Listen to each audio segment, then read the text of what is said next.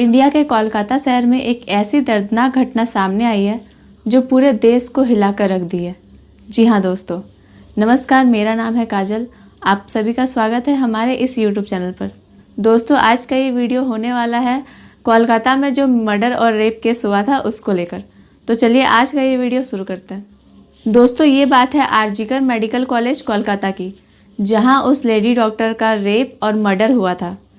क्या हुआ था उस रात और कौन था वो दरिंदा जिसने एक मासूम सी डॉक्टर के साथ इतना घिनौना हरकत किया। दोस्तों, उस लेडी डॉक्टर का नाम था मौमिता देवांत और वो एक 31 साल की लड़की थी।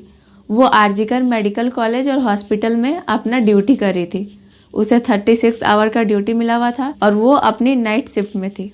हॉस्पिटल जैसे सुरक्षित जगह पर उसके साथ इतनी दर्दनाक घटना हुई जिसे सुनकर सभी के रूह तक कांप उठते हैं। दोस्तों, इस घटना का खुलासा तब हुआ जब उस लेडी डॉक्टर के डेथ बॉडी की पोस्टमार्टम रिपोर्ट सामने आई। उस रिपोर्ट ने सबकी रूह तक को हिला कर रख दिया था, क्योंकि वो मामला सिर्फ एक मर्डर का नहीं था बल्कि उससे भी कई ज़्यादा खौफनाक केस था। पोस्टमार्टम रिपोर्ट में ये निकला कि उस डॉक्टर की हत्या गला घोट कर की गई थी।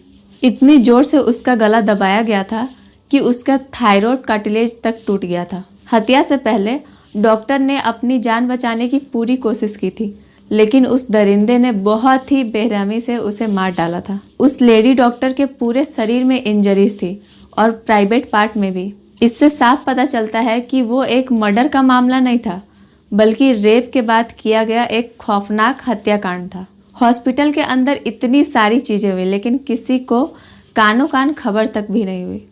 आखिर उस रात ऐसा क्या हुआ था जो एक मासूम सी डॉक्टर के साथ रेप के साथ साथ मर्डर तक कर दिया गया। तो चलिए जानते हैं।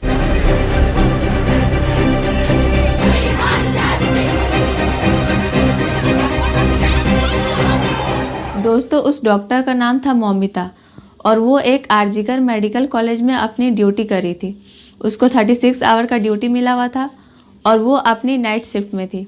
तो रात के 11 बजे उसकी माँ ने उसके पास फ़ोन करके पूछा कि तुम कैसी हो, क्योंकि पेरेंट्स को तो अपने बच्चे की फिक्र होती ही रहती है। तो फिर डॉक्टर मौमिता ने कहा कि मैं ठीक हूँ और अभी मैं कुछ पेशेंट को देखकर अपने कलीग्स के साथ लंच करूँगी। इतना कहकर डॉक्टर मौमिता ने अपना फ़ोन कट कर दिया और वो कुछ पेशेंट को देखने चली गई। सारे पेशेंट को देखने के बाद और अपना काम ख़त्म करने के बाद डॉक्टर मौमिता को रात के 2 बज जाते हैं और उसके बाद डॉक्टर मौमिता हॉस्पिटल के ही कैंटीन में जाकर अपने कलीग्स के साथ रात का डिनर करने लगती है और डिनर करते करते रात के 3 बज जाते हैं। उसके बाद डॉक्टर मौमिता थकावट महसूस करने लगी। थकावट तो महसूस करेगी ही ना, क्योंकि वो अपनी नाइट ड्यूटी में थी और ऑब्वियसली अगर कोई भी इंसान डे और नाइट अपनी ड्यूटी करेगा तो उसको थकावट महसूस होगी ही और उसे नींद जरूर आएगी। तो इसीलिए डॉक्टर मौमिता हॉस्पिटल के 4th फ्लोर पे जाके एक सेमिनार हॉल में जाके रेस्ट करने लगती है, क्योंकि उस हॉस्पिटल में डॉक्टर्स के लिए कोई सेपरेट जगह नहीं थी जहां वो रेस्ट कर सके। तभी डॉक्टर मौमिता सेमिनार हॉल में जाकर वहां पढ़ाई करने लगती है और पढ़ाई करते करते उसकी आंखें लग जाती है और वो सो जाती है।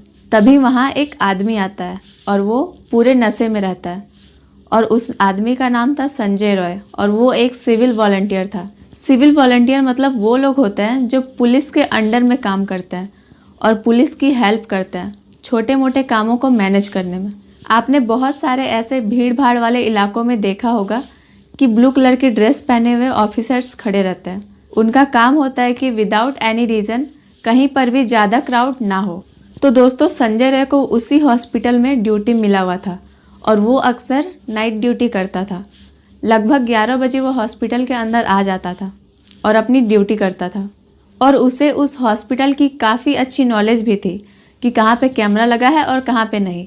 और उस रात वो काफ़ी नशे में भी था, इसीलिए वो हॉस्पिटल के 4th फ्लोर पे जाकर आराम करने लगा, क्योंकि वो नहीं चाहता था कि कोई उसे इस नशे की हालत में देखे, वरना वो अपनी जॉब से हाथ धो सकता था।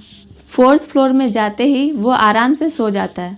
फिर जैसे ही उसकी आंखें खुलती है तो सुबह के 3 बज चुके होते हैं। तभी संजय की नज़र डॉक्टर मौमिता पर पड़ती है, जो सेमिनार हॉल के अंदर रेस्ट करने जा रही थी। डॉक्टर मौमिता को अकेले सेमिनार हॉल के अंदर जाता हुआ देखकर उस हैवान संजय रॉय के इरादे बदलने लगते हैं और वो सेमिनार हॉल के आसपास चक्कर लगाने लगता है, ये कंफर्म करने के लिए कि कोई यहाँ ज़्यादा देर तक आ तो नहीं रहा है। उसके बाद वो संजय रॉय सुबह के 4 बजे सेमिनार हॉल के अंदर जाता है और 4:45 में वहाँ से बाहर आता है। सेमिनार हॉल के अंदर कोई कैमरा नहीं था, लेकिन सेमिनार हॉल के बाहर फ्लोर में कैमरा लगा हुआ था, जिससे साफ पता चलता था कि कौन सेमिनार हॉल के अंदर गया और कौन बाहर आया। संजय रॉय पूरे 45 मिनट तक सेमिनार हॉल के अंदर रहा। इन 45 मिनट में उस हैवान संजय रॉय ने डॉक्टर मौमिता के साथ कितना कुछ किया होगा और वो कितने दर्द से गुजरी होगी, ये सोचकर किसी का भी दिल सहम जाएगा।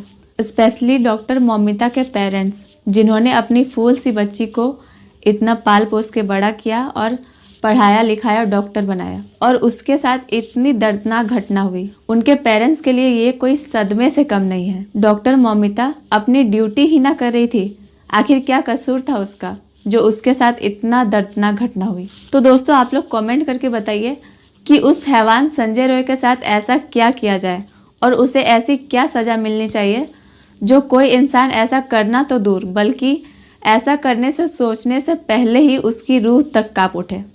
आप लोग कमेंट करके बताइए। हम लड़कियां कहीं भी सेफ नहीं है। मेरा ये वीडियो बनाने का मकसद ये था कि मेरी जो ऑडियंस है, जितनी भी लड़कियां हैं, वो लोग सावधान रहिए और सतर्क रहिए और अपना ख्याल रखिए। वीडियो अच्छी लगी हो तो लाइक करिए और ऐसी ही जानकारी के लिए हमारे चैनल को सब्सक्राइब भी कर लीजिए। धन्यवाद।